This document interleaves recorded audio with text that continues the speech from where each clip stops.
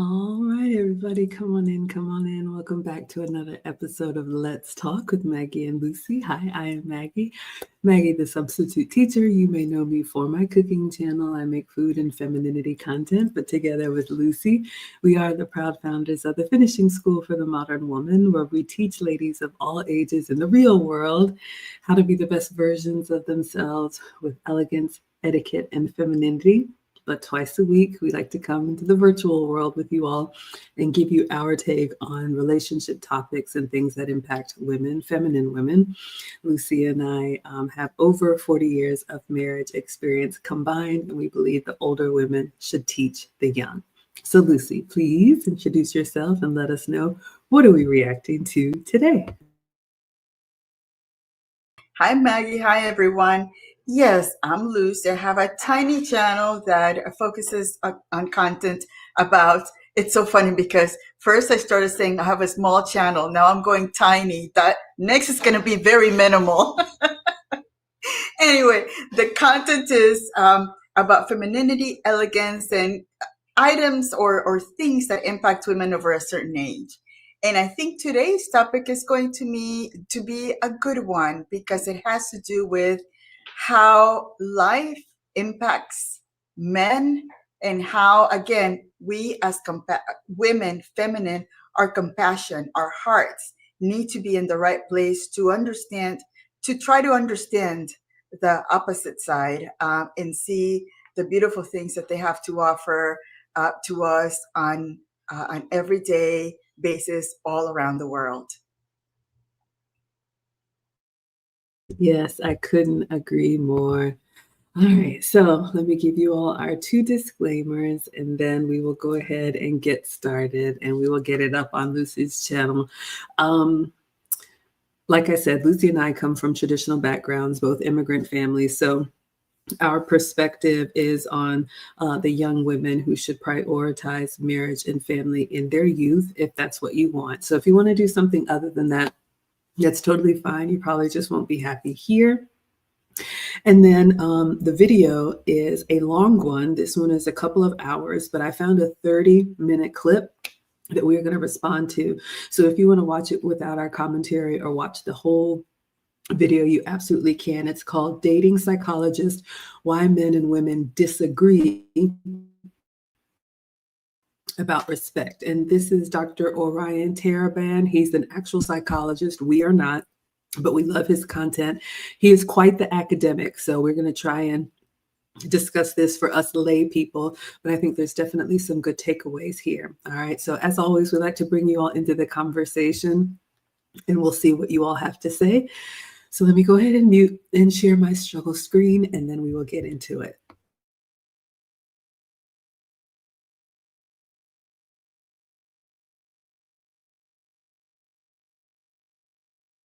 I wanted to ask you about this idea that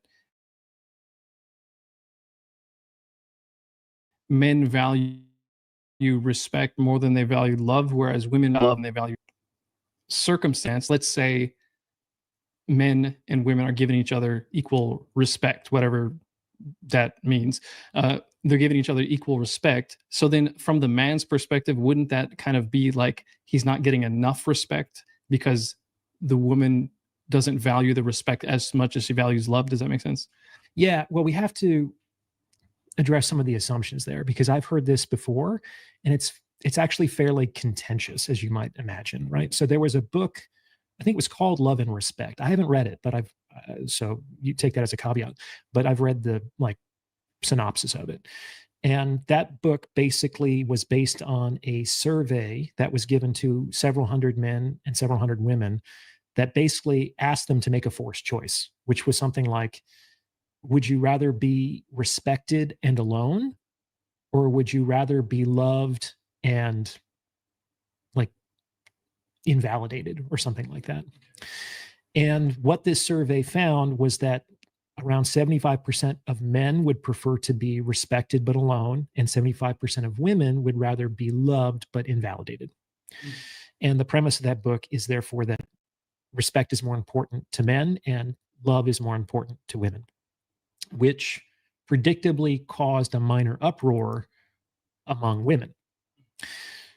Because I think it would probably be more accurate to say that to a woman, she'd rather have both.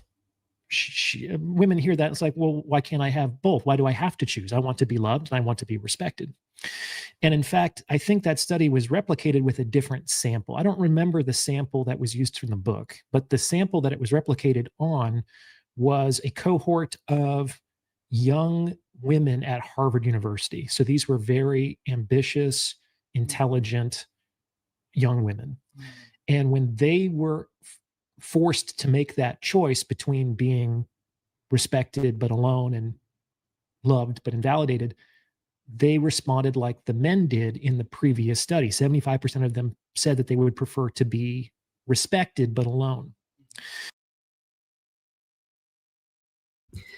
Oh my goodness, I find this fascinating already. So let's unpack that. And again, Dr. Taraban has a lot of background in these research studies. But what spoke to me based on what he just said, we've talked about this in previous streams, and we've said that for men, respect is more important, and ladies, because we are emotional creatures, feeling that love is more important, right?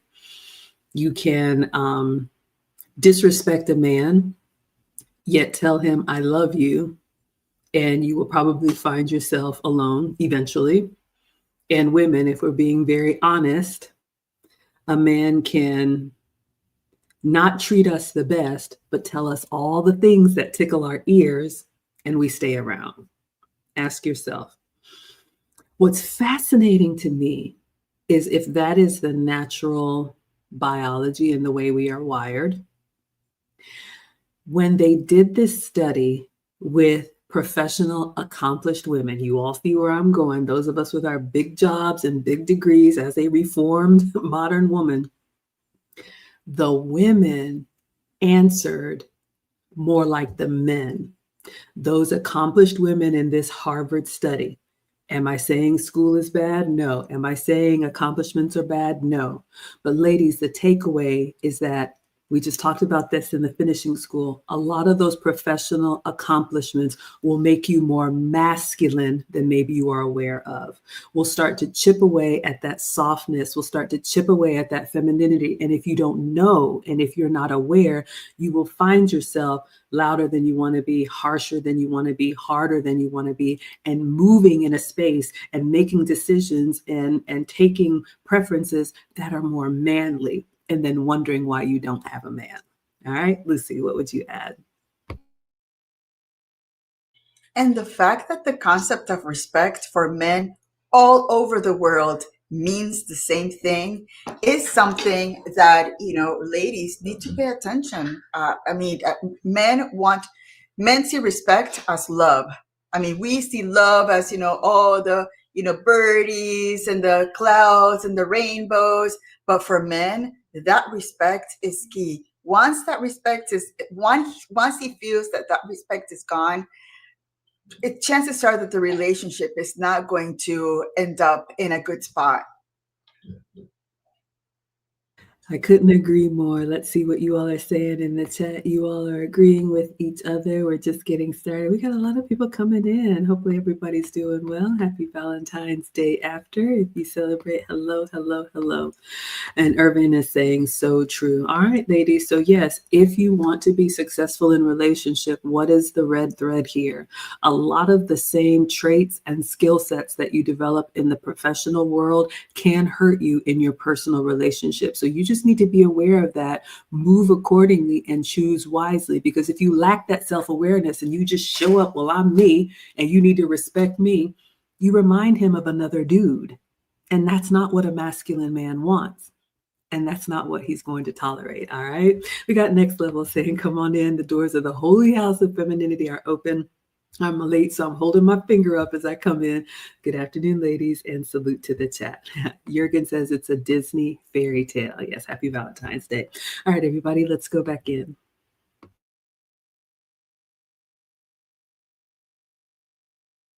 So I think that we have to understand that the value of respect and love differ depending on the context in which you hope to transact the most value.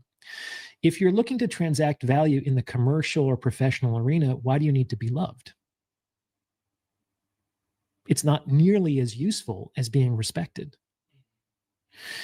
So if women more and more are looking to derive most of their value, most of their sense of self-worth in the professional arena, in the game of status in large society, makes sense that they're increasingly going to value respect. I don't think it's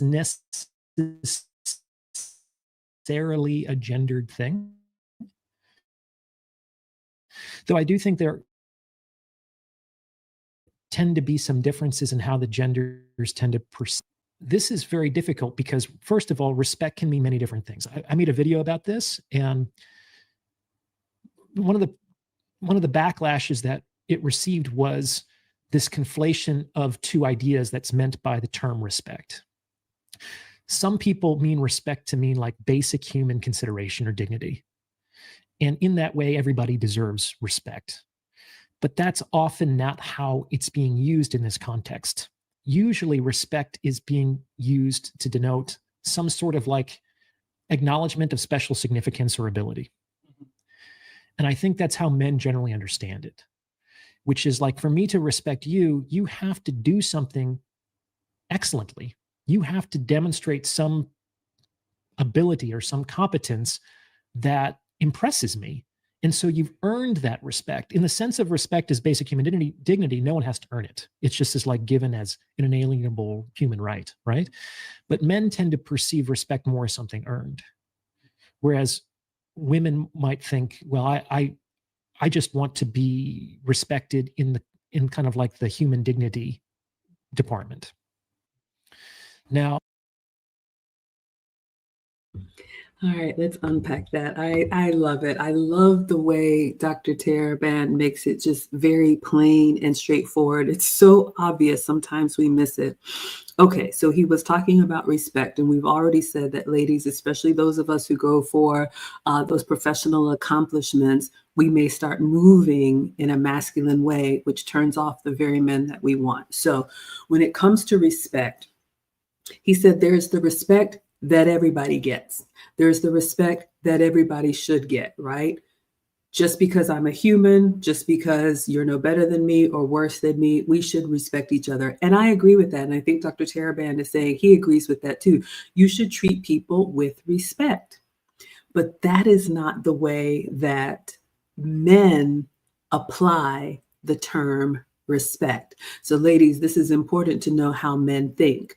If we think, well, you need to respect me because I'm me, men are looking at it like, why should I respect you?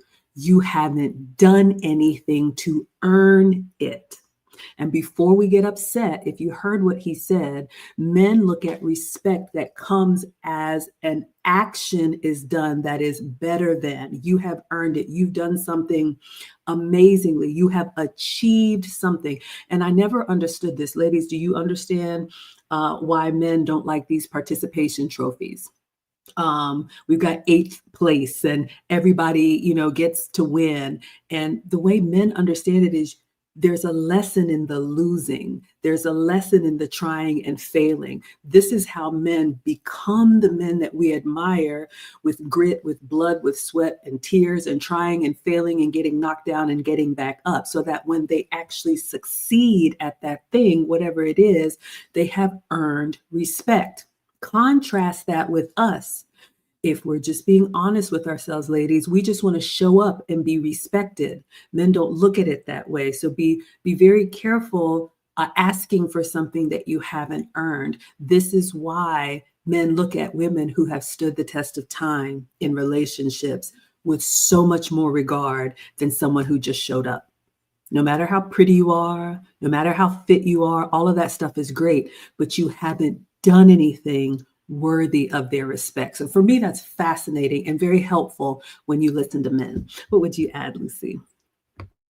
I agree. I think it's beautiful to see the two different ways that we see things. Men see, respect in being earned. And that's why those rites of passage rituals, remember in tribes and all of these different, areas that boys used to do, that's how they start earning that respect, earning their badge of honor, earning all those things. That's why the military, any of those places that require that ranking type concept, that's why it works so well for men, because that's about earning the respect every level of their lives. Whereas we women, we think that because we're women, the respect has to be there.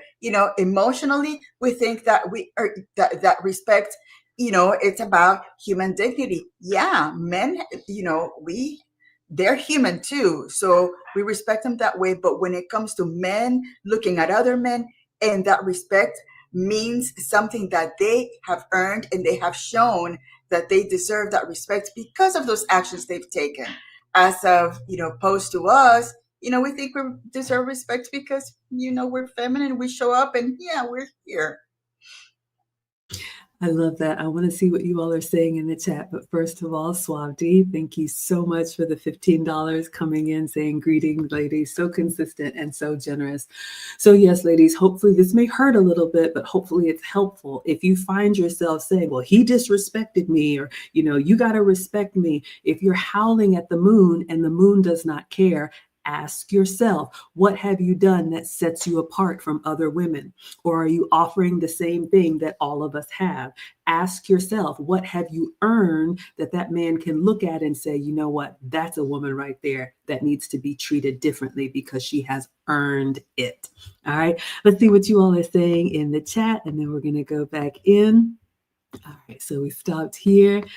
All right, Charles D says, I think women value love more than respect. They want to be loved. And it's true. Ladies, you can argue me down if you want to, but how many of you have stayed in relationships where you knew this wasn't the man that was honorable or treating you in the way that you were proud to tell people, but he was doing all the things that you like? He was saying all the things that you like. He was making you feel all the emotions that I thought we were going somewhere. He told me he loved me. I thought. All right. So we can ask ourselves and be honest. We want that love more than we want respect. All right. Thank you, JTG says, well said. I'm glad this is helpful. Jasmine says, being respectful towards my husband has changed my marriage and made it such a beautiful experience. I love that. Ladies, here's something to learn, a piece of low-hanging fruit. You can start doing this instantly. If you have a man that you admire, hopefully you chose wisely, but whether you're married or you want to be married, start showing him respect, appreciating and acknowledging what he's done. Because if not, ask yourself, would you switch places with him? Do you want to take on that load? Do you want to carry the burden that he does? Or are you grateful that he has shielded you from that he's built this wonderful, warm and welcoming space where you can feel safe, and all of the darts that come from the world, he protects you from that. All right. You can start showing that respect immediately. Jurgen is saying facts. Thank you so much for agreeing. Dr. Steele says some women think that because they are women, respect should be automatic. So true, ladies. And I know we may get our feelings hurt. Respect all women, believe all women, do what you want to do. You all know I am not going to fight you here. But hopefully you understand that from a man's perspective, just showing up as a woman does not make you special. Just showing up as a woman does not earn you any additional treatment or benefits. You have not earned it. So just because you woke up today and you are a woman, don't expect men to just bow down before you. You will be disappointed and you will be alone. All right. C. Irving says, spot on, Lucy. A knight in shining armor earned his respect. That's true. I tell you all the time, ladies, find the men that you admire. Ask them. They all have an origin story. They all have tried, they have failed, they have lost money, they have slept on couches, they have taken those grunt jobs. They have all had to do something to become the men that we admire. And you should be respectful of that. Bert says respect is a two-way street. Jimmy H says, nice Super Bowl picture, lady. C. Irving says through trials and tribulations. Absolutely. And Bert says you got to earn the respect to get respect. So ladies, I tell you, if you want relationship, prioritize it early because you don't have a lot of time to earn the treatment that you think that you want. All right, we're going to go back in and see what else Dr. Taraban has to say. Well, this also creates difficulties between men and women because it's very difficult for respect and sexualization to occur at the same time. Okay. So it's like a man who feels respect for someone does not feel sexual urges towards that person. Like the idea of like, I respect you for your strength or your intelligence or your prowess, and by consequence of that, I want to fuck you. Like that doesn't make sense. And in fact, in any kind of ritual or ceremony that's respect oriented, like a funeral or a graduation or an award ceremony, like sexualizing the recipient would be completely inappropriate. We would think that's almost disgusting, like we're tarnishing their respect. And so this is difficult because when a lot of men have been told since they were very young to respect all women, to respect all women, to respect all women, this can sometimes be interpreted by men to, well, I'm going to remove all of my sexual intent from my communications and interactions with women. Now, from a social perspective, a lot of women would be like, well, what's the problem with that? Because I get it. It's like to be inappropriately sexualized against one's will is not a pleasant or comfortable experience. And I wouldn't want to be sexualized in a professional context or by people that I would rather not be sexualized by. But if I'm also never sexualized by anyone, it's very difficult to enter into a sexual relationship now, is it? Right? So on some level, male sexuality requires the ability to compartmentalize the person from even like the body. Like male sexuality depends on objectification. It's very difficult to take a woman that you love and cherish and bend her over. You know what I'm saying? So it's like, and that we also see this in the case of like the Madonna whore complex, which can happen after women give birth, is that men find it difficult to sexualize that woman because now she's not just his lover or his wife, she's the mother of his children. And so the woman gets bound up in his own psychological associations with motherhood, where there's lots of taboos around sexualization, right? And so a lot of times it's difficult when the man can't separate the mother from the wife to sexualize the woman. And that can create difficulties in that relationship. So let's see what we can learn with that, coming in hot and heavy. All right, ladies. So a couple of things stood out to me. First, when he was talking about the attraction that is required. If you want a loving relationship, intimacy is a part of that. But here's the lesson again. These professional women, of which I am one, big job and everything. But ladies, when you lead with that, it takes away from your femininity. If you all have found yourself in these spaces where you're around the type of men that you admire, that you are attracted to, that you would want to be in relationship with, but they see you as one of the fellas. They see you as just another dude. Maybe they friend zoned you. Well, maybe it's because you beating your chest and saying, I'm senior director so-and-so, or I'm project manager or VP or whatever so-and-so, and you're going to respect me. Great. But what it does for a man is, okay, respect takes away from attraction. So again, am I saying not to work? No, I'm not saying that. But again, ladies, you're going to have to be able to know what is successful, what helps you be successful at work can hurt you in the type of relationships that you want. So if that's the hill that you want to die on, if everybody needs to know that you got letters behind your name and pieces of paper on the wall, fine, you won. Nobody's going to fight you. But when you are alone and nobody sees you as, a feminine, attractive woman that they, have desire for, ask yourself, did you lead with masculinity that turned him off?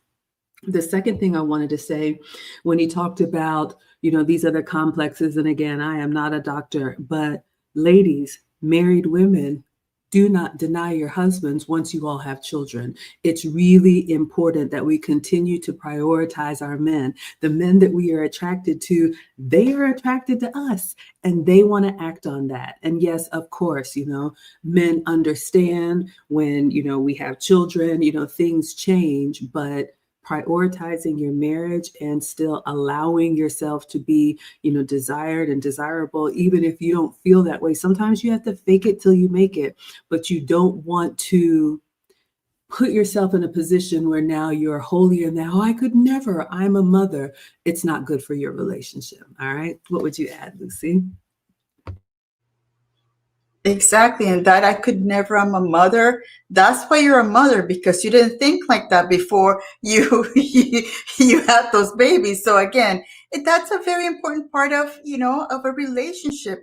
That is such intimacy. That's sharing that, that vulnerability on both sides. And I love that he said about men having to compartmentalize some of the things, because, I can totally see my husband, at the beginning, he was so respectful that it was so, I could see the pain that it took for him to, to get to a different space, because he already had that respect of me, my family, and my parents. And, it's fascinating. And that goes back to, women being taught by feminism that no matter what you wear out there, the men are going to have to respect you. And I learned that they're teaching that to kids. I learned that with one of my nieces, where she was wearing a little cut off t-shirt, and I said, you know what, that's not good to go out there. And she goes, men, they're not supposed to watch me. I can walk out there without any clothing, and they're still supposed to respect me. So that's the kind of concept and things that these ladies are being taught. That's why you see all of these young women in OnlyFans Only Fools showing their things to people that they have no idea. And then they wonder later on when they're 30, 35, why they don't have a man that's respectfully asking them to marry them. Because for men, that showing your body like that, it's also a lack of respect to them. So again, just be careful, when all else fails, err on the side of modesty than going out there and showing your body to men that really, to people that really shouldn't be looking at you. And if you have somebody special on, trying to, court you, that's the last thing you want to do when you're not around him. Start showing your body when he's not around. Even when he's around, it's part of you trying to protect your man, having to get into arguments over a man looking at you a different way. Such a good point. I want to see what you all are saying in the chat. But again, ladies, now that we know that respect from the man's perspective is earned if you look like Attack of the Clones, if you look like every other woman that's out here, if you're showing every other body part like everybody else, what have you done that sets you apart?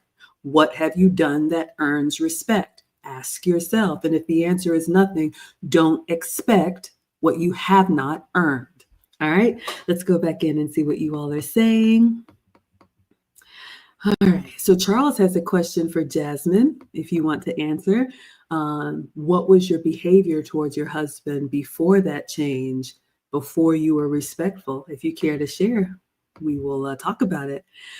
Say What says, I love and cherish my wife, and I'm always trying to admire her. Thank you.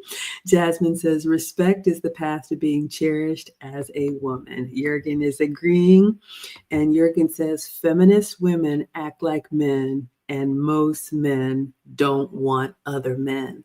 Ladies, I'm going to tell you, I asked my man this when he said, nothing about you should remind me of another man.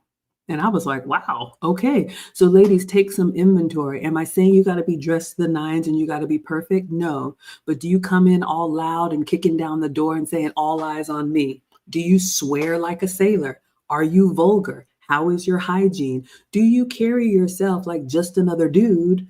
Or is there something different about you that a man who wants a woman can admire?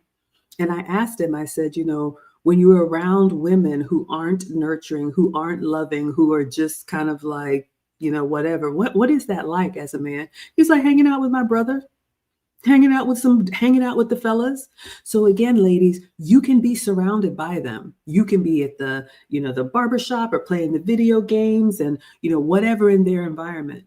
But you should stand out for the right reasons. A lot of young ladies now are trying to just blend in and just be one of the boys, taking shots, doing all these vulgar things. Do what you want to do. You all know I am not going to fight you, but your results will be what you have acted out on. So again, ask yourself, are you getting the outcomes that you want?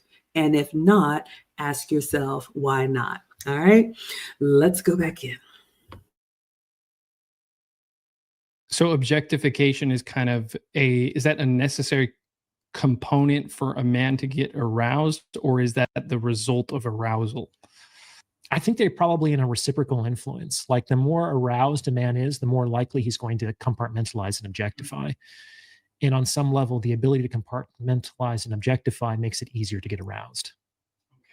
We see this in like the types of pornography that men and women use. It's like there's really no narrative to men's pornography. It's like, oh, a pizza's here and now, we're fucking. So it's like there doesn't need to be that context. The other person isn't really a person. The other person in most male pornographies are just like a tool for sexual satisfaction. And that can make women uncomfortable, right? Because they don't want to feel like they disappear in the act of the sexual encounter. But the more that the person is present, the harder it is to objectify. Do you think that has to do with the fact that men become aroused very easily? So for example, a man can kind of, let's say, imagine what's valuable to him sexually at almost any moment's notice. But for a woman to really consider what turns her on, she has to first be in that state, or she's not really accessed, or it's kind of harder for her to get into that mindset of like, oh yeah, okay, I guess that would be a turn on for me. Or do you think that has nothing to do with it? That might be possible because it's a state-based phenomenon. It's like I don't know any man who does enjoy watching pornography when they're not feeling aroused. So they can use pornography in order to get aroused, right? Right. Like they could be, it could be there, and then they just see it and they're kind of a little aroused, right? It's not too much is required to get into that mental state. Yeah, I think that men tend to be aroused more easily and more quickly than women. Yes. So to clarify my question, I was asking more, why is it hard for women to kind of, so you were saying how let's be respectful all the time and never sexualize women. Women are thinking like, yeah, that sounds great. I'd love that. I'd love not to be because they're thinking about, I don't want to be inappropriately sexualized when I don't want to be. Okay. That's what I think anyway. I guess I'm just wondering, it like, are you trying to say that they don't, not some part of them is like, well, I want to be sexualized sometimes? Yeah, you would think, right? But when you talk about respect all women, this is a political and social mantra. It takes place in that context. But when men hear that, they think at all times, under all circumstances. But yeah, there should be a little asterisk next to that, which is that a lot of women would prefer to be sexualized by the men that they would prefer to be sexualized by, right? But they leave that part out. And so a lot of guys just hear, oh, respect all women, all the time, under all circumstances.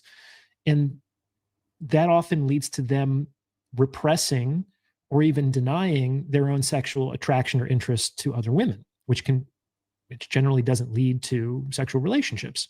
So earlier we were talking about how, this concept of men prioritize respect over love, or at least some people are saying this, men prioritize respect over love and women prioritize love over respect. Do you think it's safer to say that simply they have different conceptualizations of respect? Well, they certainly do. Like the word that I think that women might want to use instead is consideration. I think that women want to be taken into account. They want to feel heard. They want to feel like their preferences matter and that the man is willing to accommodate her feedback and her interests and preferences. I see. Which I think is consideration. I think that's a better word for it. As you were saying earlier, men respect each other's skill level, their competence, what they've achieved, and so on. But I think there's kind of a thing in the man's world of whose idea should we consider, whose opinion should we consider? Well, only the guy who has the most, or the guys who have the highest experience with this. So, for example, if you have like a 10-year kickboxer and a guy who just started, he's like, oh, well, I want you to hear my opinions about how to kick. They're like, no. Sure, yeah. Right. So. All right. So let's see what we can learn from that. A little bit of a slippery slope. But what it made me think of, ladies, is, and I've been in a relationship since I was 18, so I don't have dating experience like that. But you see a lot of women complaining now that men don't approach, men don't, talk. A lot is lost in this, like you said, the respect all women, which of course you want to respect people for just being people. But now that we understand men look at respect differently and they disconnect it from attraction, what's happening now is that, okay, you're shouting at me to respect you. So you are basically like a robot. So men do not see us in a way that's like, you know what, I want to get to know her. I want to flirt a little bit. That thing that is natural, I think, between men and women that are attracted to each other, that flirting, that little bit of a dance, like Lucy calls it, goes out the window. And now things are just weird. People don't know how to talk to each other. People are awkward. I don't know. Should I hug you? Should I shake your hand? Like, I don't know. So ladies, I would just say this. If this is what you're experiencing, maybe you have been leading with respect me, or you need to respect me. And maybe you mean something other than that. Maybe you mean consider me. Maybe you mean be kind to me. Maybe you mean, get to know me. So just be careful. I think, the feminism and a lot of this beating our chest and leading with accomplishments, and I can do anything a man can do. You all know I'm always saying we are not equal. Here's a perfect example of how we are not equal. We are equally valued, but we are very different. So maybe there's a few tweaks that you can make that can help you get the outcome that you want. What would you add, Lucy? Okay, first I want to say that I didn't know that we're going to get into the spicy things that much. Again, this is live reaction. We're listening to this, as it's happening. But it goes to show that area is very important for men. And for us women, we need to take into consideration that is something really important to them. The fact that, that there's a difference on the spicy things that men watch to get themselves to that point and what we understand or what it takes for us to get to that point. Those Hallmark or those rom-coms, those are the ones, that's how we think that things should be. Whereas men, it's like, no, we're going in. There's none of that, like, soft talking and making a picture of this, because that's not how they function. And you see a lot of these women getting fooled by those men that talk a good talk and paint them the pictures, and they tell them so beautiful things, but the action is not there. Again, remember, men are beings of action. They will show you with what they do rather than what they say. So if you have a man telling you these all beautiful things, filling your ears with things, but it's not matching with what they do, that's some questionable behavior. I couldn't agree more. Let's see what you all are saying in the chat. Irving is saying, well, if she doesn't have a genuine respect for you, I don't believe she truly loves you. I would agree. And I would add on to that, ladies, if you don't respect your man, you can't love that man. Because love requires sacrifice, love requires admiration, love requires selflessness. And if you don't think that that man is better than you at something in any way, if you don't admire him, if you don't believe that the man that you have can teach you anything, then you don't respect him. That's what gives you those wandering eyes. That's what have you listening to other men or women in your ear telling you you can do better. That's where things start to fall apart. That's why I tell the women that I talk to, do you respect him? I don't want to hear how he makes you feel until I know that you respect that man, because when it gets tough, that's what's going to hold you. Because that love is great and that's a slow burn over time. But if we're being honest with ourselves, those of us in long-term relationships and marriage, there are some days you were just holding on. Maybe you don't like each other that much, but that respect is always there. All right. Let's see what else you all are saying in the chat. Jasmine has answered. She says, before she respected her husband, she was controlling, critical, combative, uncooperative, and ungrateful. Wow, that is a lot. And I'm so proud of you for admitting that. That takes a lot of bravery. And I'm so happy that you were able to turn that around. And now she says her marriage is beautiful. Imagine what her husband says. She says it's beautiful. She did all of this and now respects him. And she's getting the benefit. So remember that, ladies. Those of you all who say, why should I do anything? He hasn't done anything for me. Why do I always have to go first? Here we have a wife who said, I changed my behavior and I'm happier. All right. Jasmine says, I had to take responsibility for these behaviors and take accountability. That's a woman right there. She says, he was never the problem. I was. That makes my whole Valentine's weekend. This is what heals and makes every day Valentine's Day. Some of y'all are going at each other, and then if he doesn't bring you flowers and take you out, he doesn't really love you. This is how you show love every day. I'm so proud of you, sweetheart. And see, Irving says, yes, that's a big step. God willing, your blessing will come. Her blessing is already here. Jürgen says the naturalness between a man and a woman was destroyed by feminism. Yeah, ladies, unfortunately, ask yourself. Look at the raging feminists. And again, believe what you want to, but would you trade places with them? How do men treat them? The ones that are screaming and shouting with their fist up in the air, are the men looking at them, the men that you admire, the men that you have, or the men that you want? Do they look at these women and say, I would love to be in a relationship with her? Or do they say, run, don't walk, run? Ask yourself. And see, Irving says, yes, agreed. Respect is the pathway. And Charles says, women want to be admired by the men we are attracted to. That's true, ladies. And here's the takeaway. You heard Dr. Orion say that there was a lot in that message, but he said, when we talk about, respect all women, or you got to respect me, he said there's really an asterisk there, because the men that we want them to be a little bit flirty. We want them to be a little mischievous. It's okay if you kind of compliment what I'm wearing. It's okay if you like my figure in this dress. But the men that you don't want, you're a creep. How could you do that? Ladies, men are men. You're not going to have it both ways. So you got to choose if you want to lead with your chest out, like the kids say it with your chest, and have respect at all times. Just know that the men that you want, they're going to be like, okay, well, that's what she's about. Let me take my attraction somewhere else. All right. That's an option. And Bert says, if you don't respect yourself, you can't respect me. Charles says, I have women telling me they are millionaires. I'm like, that going to change how I feel about them? Oh, yes. These boss babes, I'm a millionaire, I'm a CEO, all these things. And you think it's helping you win over the man. It doesn't impact them. Not in the way that you want a man to feel about you. All right. Yes, accountability made my day. Shout out to Jasmine. That's amazing. All right, let's go back in. Could that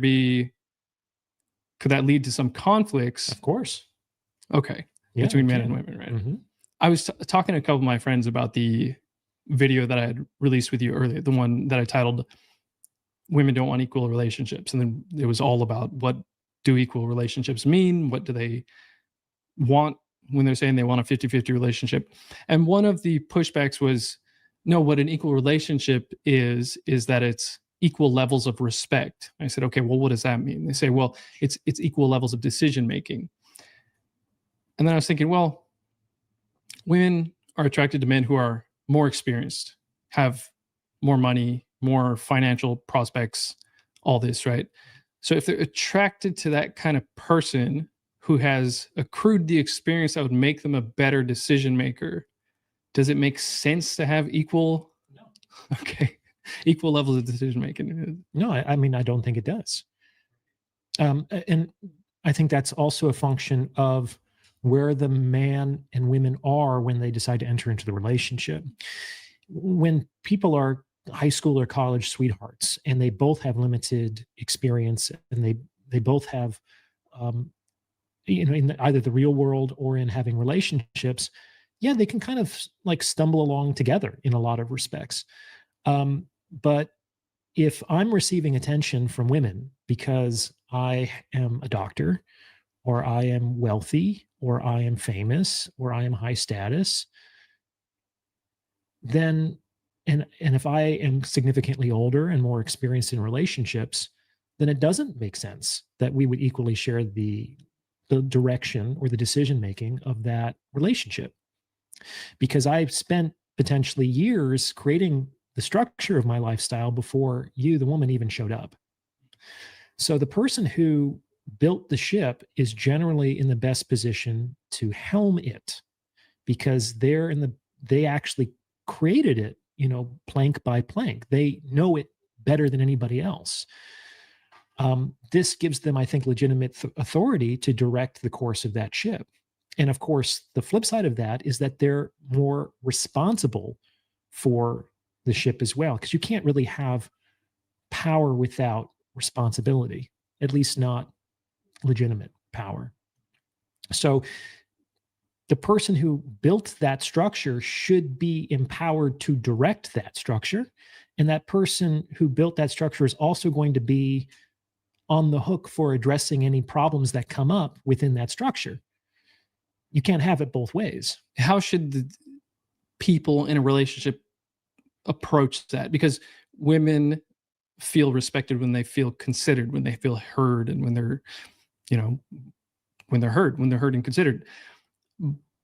But men maybe feel that they have more right to decision making, especially when it comes to things that they have more experience with. Yeah, it's difficult. There's not going to be a one size fits all solution here. Like I said, I think that I made a video once that like only founders get equity.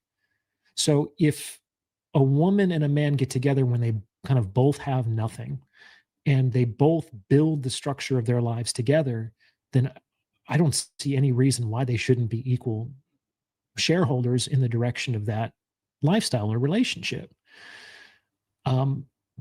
Because they built it. They're one of the founders, right? But if you weren't involved in the construction of the lifestyle and you just show up once it's become a successful extrapolated thing, you don't typically get equity, you get a salary. All right, ladies. Well, he's hurting our feelings again, but this one is really important because I hear, especially young women, shouting about this 50-50. And those of you women who want that high value man, and you're going to show up after he's already done all of the work on his own and think you have a seat at the table, you're wrong. This is why Lucy and I encourage women who want relationships to prioritize it in your prime. There is nothing out here in this world that you can't do with your husband that's going to benefit your marriage. But these women that want to have all these experiences, I'm going to tell you, like mean old Mister said, you're going to give your best years to somebody. I didn't get it. So why should he consider you? You did whatever you wanted to do for as long as you wanted to do it. So the way he would tell you, sit down, shut up, and learn something. That's the way men speak. All right. If that's too hard for you, consider the type of man that you want. But this is why, ladies, especially the young ladies that we are reaching out to, if you want to have your voice heard, if you want to have input, the only way to do that is to earn that by getting there before he has already built himself. Ladies, if you show up when he has crossed that finish line, you are on his timeline. And like he said, you're getting a salary.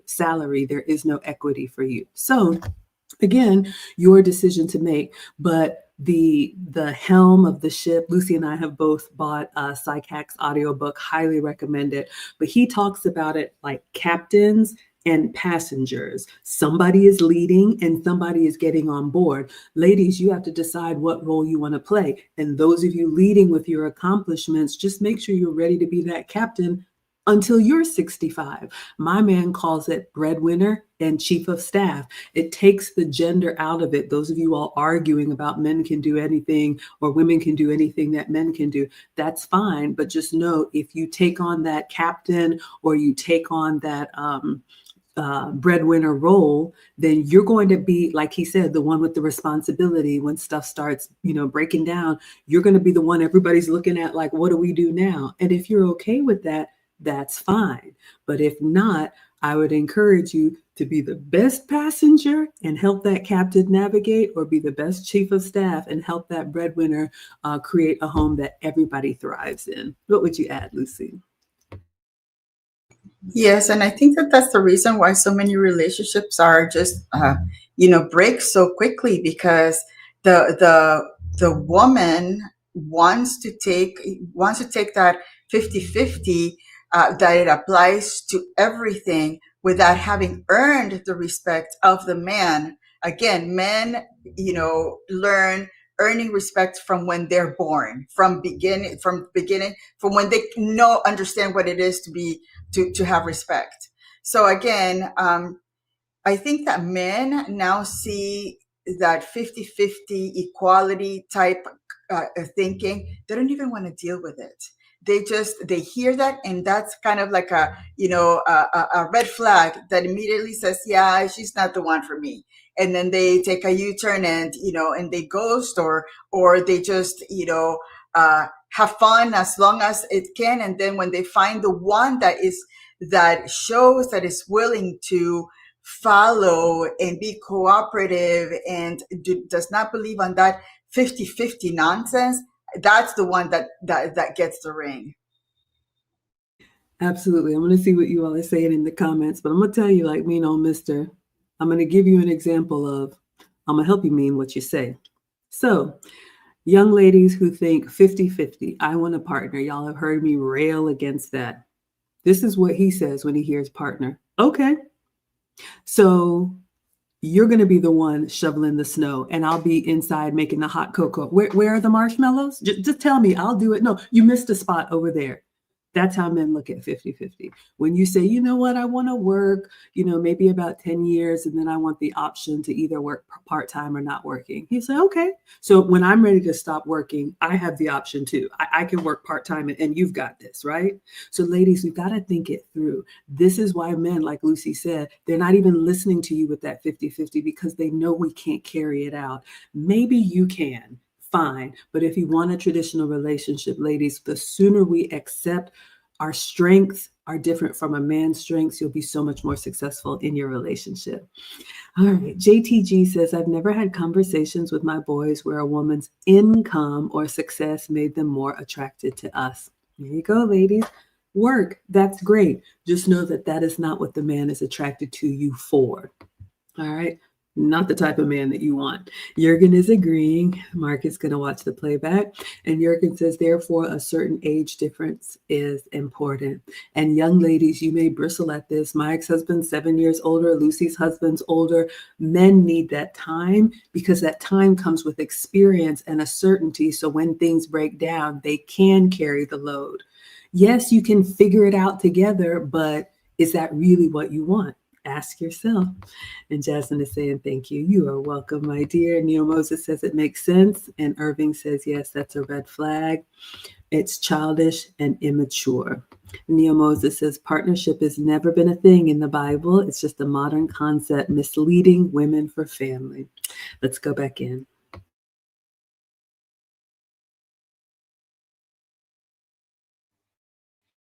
Because you didn't assume a lot of the risks and expenses and responsibilities to develop that company, to develop that lifestyle. So you wouldn't be entitled to share in the decision-making or the revenue of that company as if you were somebody who assumed those risks, expenses, and responsibilities. That doesn't make any sense. But of course, it is a tactic to potentially get more power than might be appropriate.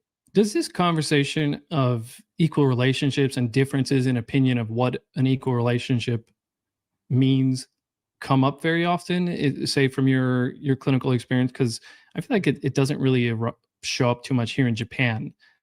So I guess what I'm saying is, living here in Japan for such a long time, my perspective in terms of like how much of this is an issue, I don't have the best perspective, but what do you think? Oh yeah, it comes up a lot. And usually it has to do with investment in a relationship. And the fact of the matter is that you can be invested emotionally, like in terms of devotion or loyalty, and you can be invested materially in terms of things that you do or ways that you instrumentally support the lifestyle. Okay. And in general, one person is invested more in one way than the other. In general, the person who's more materially invested is less emotionally invested, and vice versa. But not always the case, but that's generally what's true. And what can often happen is that people argue about which form of investment is more valuable. And this is the situation where, stereotypically it could be like, hey, I'm the woman, I'm cleaning the house, I'm raising the children, I do all of that, you do nothing. I do so much, I'm invested, you're not. And so I deserve to have a greater share of the power and the authority. By the same token, the man could say, yeah, but I pay for everything. I'm going out and working, and I'm surrendering that income that I could otherwise keep to myself to support you and the children. And so I deserve more power and decision-making authority. And so they go back. So these arguments that are subject to arising about investment are really about power. And the goal of these conversations is to try to convince the other person that they're benefiting more. I see. Because if I can convince you that you are benefiting more from me than I am from you, then you need me more than I need you, which puts me in a more powerful position. So that's ultimately because they want to feel like they're in a more powerful position? Sure. Who wants to feel like they're in a less powerful position? So is it going to be constantly a tug of war throughout the whole relationship? And do you ever find a balancing point? It depends on the personalities of the people involved. I mean, there are some folks who, because of their ideals or their temperaments, they want as close to an equal power dynamic as possible. Now, I don't think it's possible for two people to have exactly the same amount of power in any kind of dynamic. So one person will always have more, one person always has less, but the gap there could be very small. Some people are more comfortable with bigger gaps. It just sort of depends on the temperaments and the personalities of the people involved. big power gaps can actually be very stable. This is probably super simplistic, but you would think that a woman would be more comfortable in the lower power position because in general she's attracted to people who are more powerful than her, men who are more powerful than her. Yes. Yeah. But it's complex, right? Have you ever felt crummy about something that you did too? Yeah. Sure. Okay. Like, I hate that I love that. Yeah, I see. Okay, so it sounds like this could go two ways. Is she is attracted to a guy who's more powerful than her, but she actually doesn't, she kind of resents it to some degree. So then she wants to engage in this tug of war.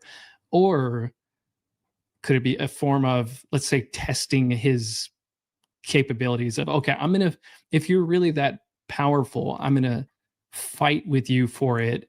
And depending on your reaction, that'll give me like some reassurance that you are deserving of the powerful position that you're in. That can happen for sure. Yeah. Well, one of the prerogatives of the less powerful party is to test the more powerful party. I talk about that in the book.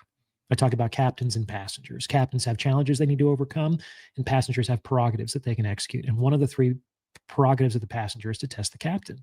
And that makes all the sense in the world. Like, people generally don't treat cars that they test drive very well, right? As soon as they're out of earshot of the dealership, they are slamming on the brakes and whipping around corners and kicking the tires because they want to stress the system. They want to create every opportunity for any latent defect or problem to emerge before they sign the contract. And then afterwards, they generally drive the car off the lot with the most care than they ever will in their entire lives, right? All right, so I want to unpack a little bit about what he said, and then we got about 6 or 7 more minutes left in this clip, and we'll wrap it up. When he was talking about the power dynamic, again, ladies, those of us who think that 50-50 is the way to go, there's never a true 50-50. Hopefully, I've given you some reasons why you may not want 50-50, especially as you age, right? Take it from the older women. That 50-50 goes out the window. But the difference in power, not only can it be, if you heard him, Dr. Taraban said that there can be great differences in the power dynamic and the relationship works really well. So stop trying to wrestle your man to the ground. Stop trying to fight and say, I need to know everything. I need to see everything. I need to, you got to run everything by me. That's not how this works. And the other thing that I love that he said when he was talking about couples who are competing, again, which is a masculine trait, when the man is saying, I pay for everything or I provide, and the woman is saying, well, I keep the home, they're never going to be equal because they're not supposed to be equal. And if you heard him, he said, usually one person, the captain in his example, the breadwinner in my man's example, is usually going to be more financially invested. And because of that, they will be less emotionally invested. So ladies, if you have a man who is doing that backbreaking job that he hates and making sure that you all have a roof over your head and food on the table and insurance in case of accidents, stop getting mad at him because he doesn't know your kid's teacher's name and it's Teacher Appreciation Week. Likewise, ladies, we are the ones, if you want a traditional relationship, our superpower isn't keeping the home fires burning, is in making sure everybody is warm and taken care of, is making sure that everything runs like a well-oiled machine. So if you want to be that passenger, if you want to be that chief of staff, your contribution may not be or probably won't be as financial, but you have a huge emotional investment, that mother's love, that wife's heartbeat, that feminine touch, the woman's touch that we all talk about. So again, young ladies especially, do not buy into this lie that you got to make what he makes, or, he's got to take it from me. He gets a promotion and you got to get a promotion. That is not how real relationships work over the test of time. What would you add, Lucy? Yeah, and seeing that competitive nature, it must be so exhausting. I mean, I imagine, and you got to give it to men. They have so much grace for us. for all the, the stories that we paint in ourselves, thinking that we can be exactly like them, which will never happen. It hasn't happened for centuries, and it's not going to happen ever, because we are built differently for a reason. So that competitive nature is so masculine, wanting to be like, like your husband or like your boyfriend. That is, and again, we don't really realize that having that burden on us, we're going to have to also be responsible for the consequences. So why not have that one person that has more, that's more wisdom, that's much more used to having that burden on them, take on the responsibilities? Quite honestly, I would be exhausted having to compete with my husband. Are you kidding me? No, please, you know what? Make the decisions. Thank you for giving me a beautiful home, beautiful house, beautiful everything. Thank you for making those decisions, because I would be overwhelmed with everyday decisions that he has to make every second of his life since he's been doing this. So again, I just don't think women have any idea what it is to have that level of responsibility on your shoulders. Absolutely, and definitely not for a lifetime. So, ladies, take it from the older women. You don't want to be doing this when you're our age, all right? Jurgen says, women who test and provoke have lost immediately. Jasmine says, leadership comes with a lot of responsibility that we women do not want, nor are we able to handle it. That part. I know, like, I can't even choose what I want off of a menu. Give me too many options, and here come the tears. I can't take it. JTG is agreeing and is proud of us. Thank you. And Jasmine says, femininity thrives under masculine leadership and decision making. Could not have said it better. All right, let's go back in and see if we can wrap this up. No one treats a car better than a new owner. But no one treats a car worse than somebody that hasn't made a decision yet. It reminds me of this in David Buss's book, Evolutionary Psychology. He gave an example of a bullfrog, I think it was, and they would select their male partners by literally ramming into them. Yeah, I know that and one. You know what I'm talking about, right? And so seeing how much they can withstand, right? Yeah, how much they can withstand or recoil or whatever. Yeah, because there's a lot of deceptive signals in the marketplace. There's a lot of people playing dress up.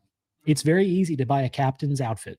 So this concept of a shit test is, the idea is that women will act a certain way, not necessarily because, or they might say like, oh, why don't you ever do this? And it doesn't necessarily mean if you do that thing, I will be happier and the relationship will be better. It is more to test the reaction, to kind of assess, to further assess the competence or the just nature of their partner. It can be. And do you think that's pretty common, or that's a rare occurrence? Yeah, it's fairly common. It should, however, die down after you sign the contract, just like the test drive. If a woman is still testing years into a relationship, that doesn't make a lot of sense. Ruling out the possibility that the man has somehow declined over that timeline, like he's lost some status or his wealth, or he's not doing the things that he used to do, then the testing might resume again.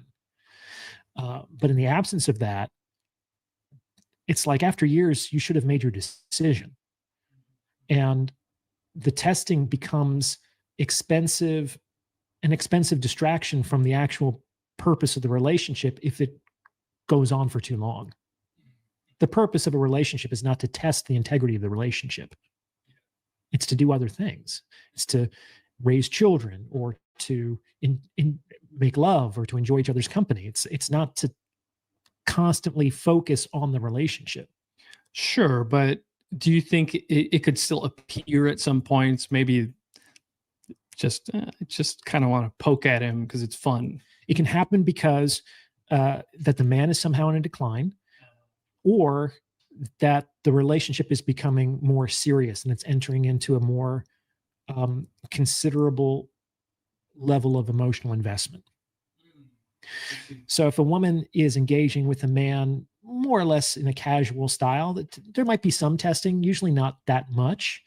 But if she starts to fall in love or develop feelings, or there's talk about marriage or children, there might be a resumed and more intensive stage of testing at that time, because that might not be how she was really approaching that guy up until that time. And so now she has other factors or qualities that she needs to assess before she can feel comfortable about moving the relationship to that stage.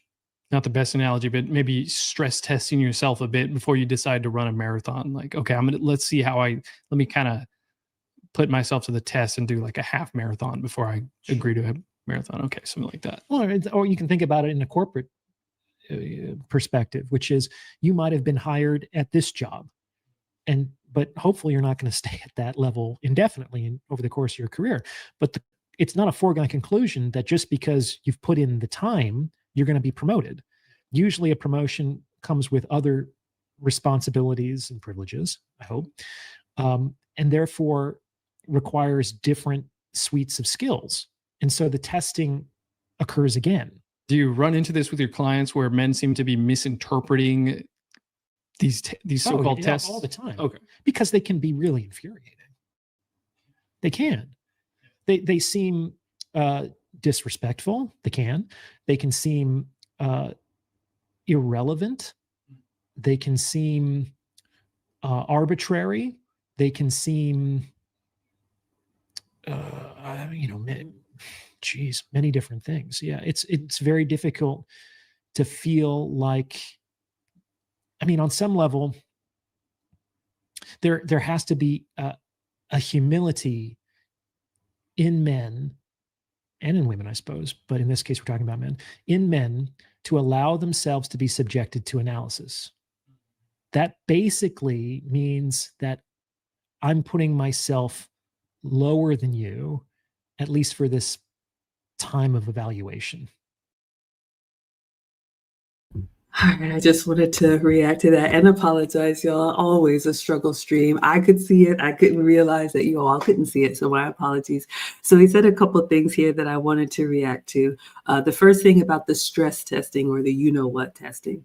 Yes, ladies, as much as we are calling the ladies to be better, you should be vetting as you are being vetted. I always say the purpose of dating is to determine if this is a suitable match for marriage or long-term. It's not because you just don't have anything to do on a Saturday night.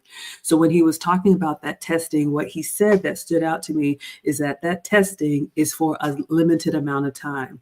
This is why, ladies, we teach you in the wife lessons. We do have a discount code for you. It is LOVE. The wife lessons, we actually start that March 8th. You have 30% off. We teach the ladies, like I say, if your mother didn't teach you how to be a good woman to a good man.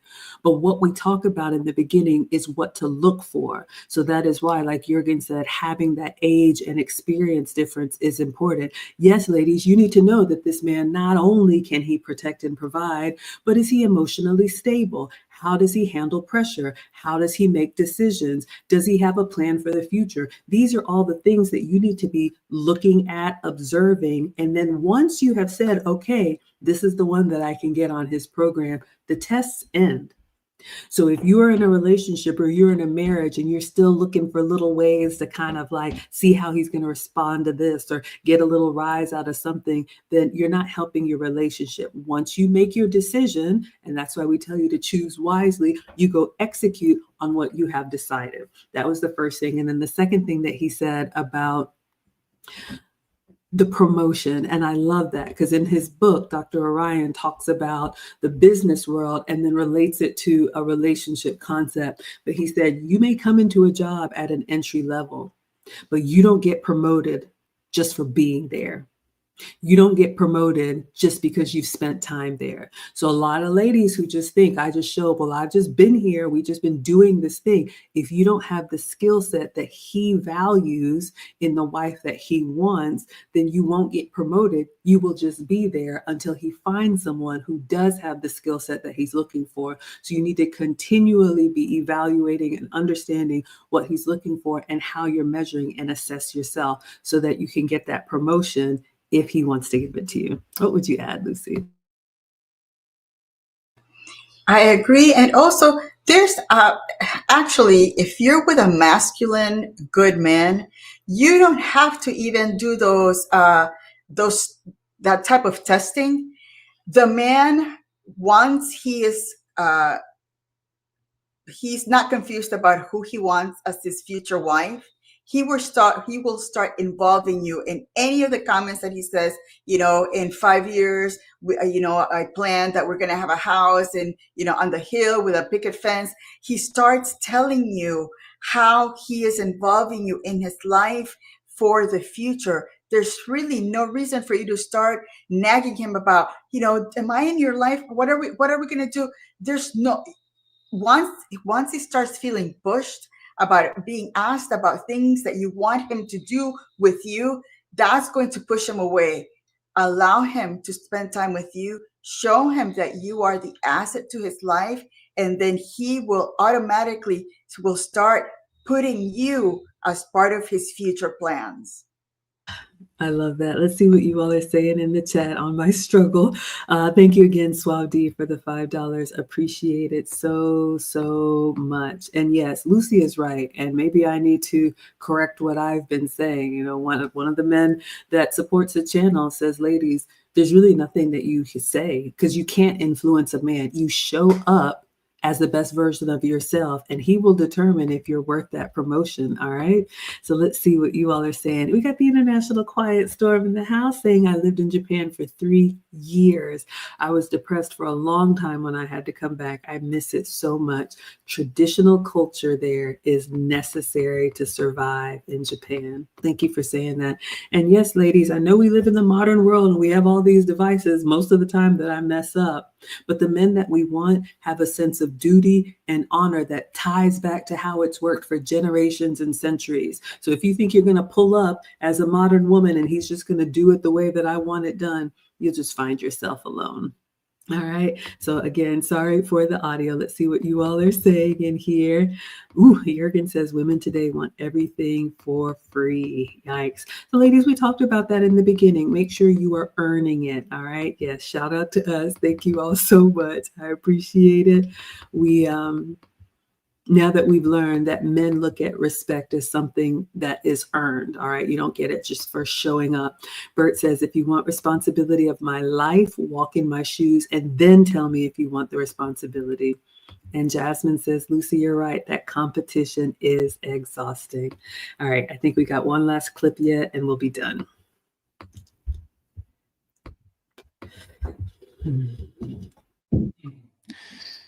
You wouldn't go up to someone of higher power and authority and suggest that I need to evaluate you.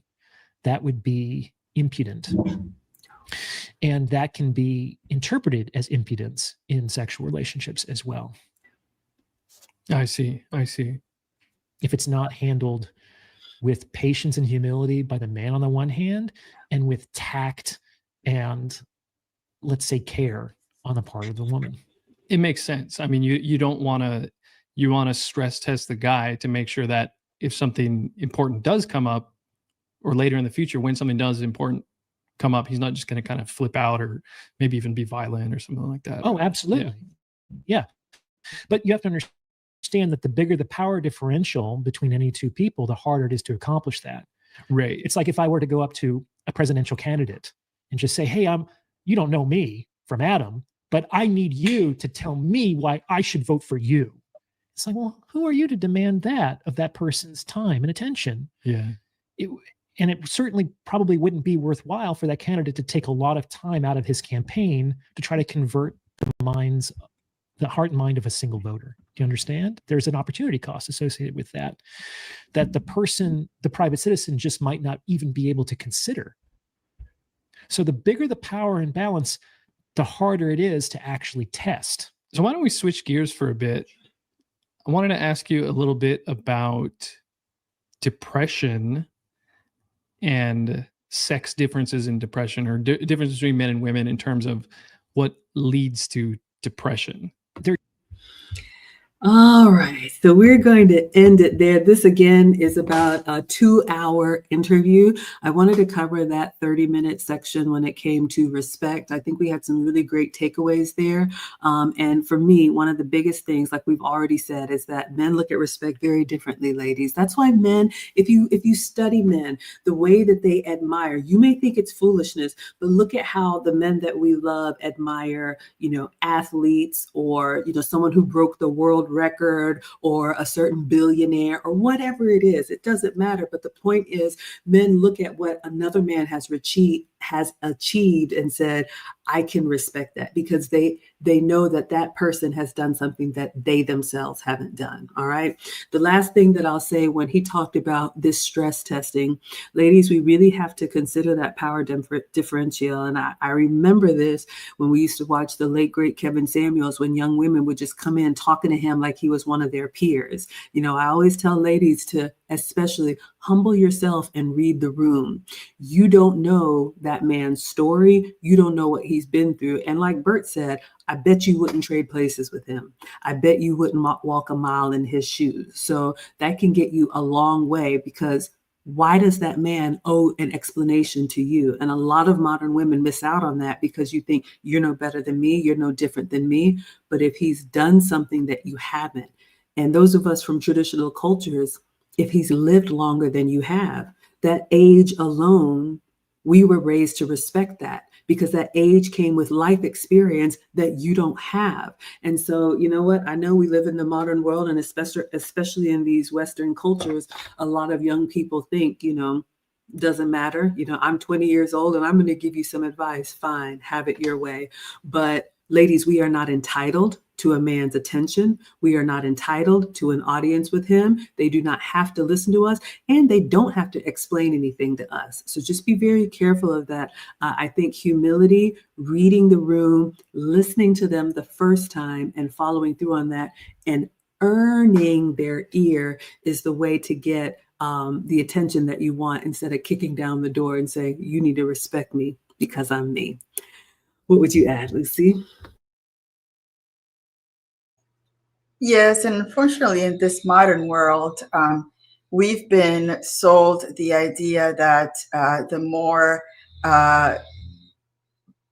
assertive you are as a woman, the more respect you're gonna get.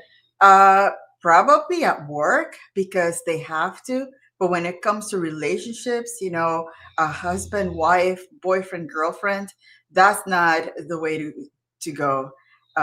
Respect the man for who he is, and for his accomplishments.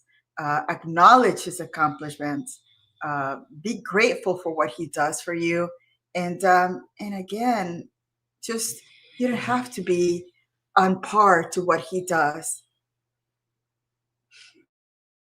Absolutely. All right, let's see what you all are saying, and then we will wrap it up. Jasmine says, yes, Maggie, menus are difficult for me too. Ladies, like Lucy said, let your man take the lead. He's better at it, and you will appreciate it, believe me. Or you can fight till the death, if that's the hill that you need to die on. Shout out to the dogs. You all know they are always here giving us their agreement. All right. So yes, we were talking about impudent and what that means. Yeah, ladies, that just means, like we say in the South, act like you've been somewhere. Have some couth about you. All right. Read the room, ladies. Reggie says, wives are ready for husbands and women are looking to be wives. We hope so. Those are the young women that we want to reach. And Jasmine says, thank you, ladies, for sharing your incredible wisdom. Your content is so beneficial to helping the modern woman. And that is what we are going to end on. I'm so grateful for you all being here. Thank you to our sponsors, Suave D, for the $15 and $5 total $20. But again, this is our heart. Lucy and I are here for the younger women who still want a traditional relationship and marriage in the modern world. It's doable, but you have to be intentional about it and stand out for the right reasons. Okay, go against the grain. So we are with you all 2 days a week. We're with you all on Wednesdays and Saturdays. So turn on your notifications. And the 30% off Valentine's code that we have, the banners going along the bottom, it's only for this this weekend. So I believe it expires tomorrow at midnight. So ladies, if you want to join us for the wife lessons, workbooks are going out, and it's a 4-week course. It's a Saturday school. We have some videos up there now. You can go ahead and start doing some self-study, but we will teach it live starting Saturday, March 8th. So again, ladies of all ages, and if you're already married, we had some wives with us the last time that wanted that refresher because they wanted to be the best version of themselves for their husbands and for their families, and it was our honor. What would you say to close us out, Lucy? This was a great live stream. It was. I always love to see the men's perspective on life, and how they see things that we women tend to just think that we're here in the world and the world just happened, and we can do it just exactly like the men after they've already built the world for us. Anyway, thank you all for being here. And I don't know if are we going to take a look at the second half next time, Maggie, or do you want a new I think version? A new one. I watched Okay. this one, and he starts talking a lot about the depression and the research on mental illness. So I think Okay. a new one for relationship would be great. Okay, I'll send the Okay. new one. Oh, GT Coin Rings coming in right when we end with the 199. Yes. Saying take care, ladies, and have a good night. Thank you all so much. So enjoy your Saturday, and we will see you all next week. Until then, we will say Adios. adios. Bye.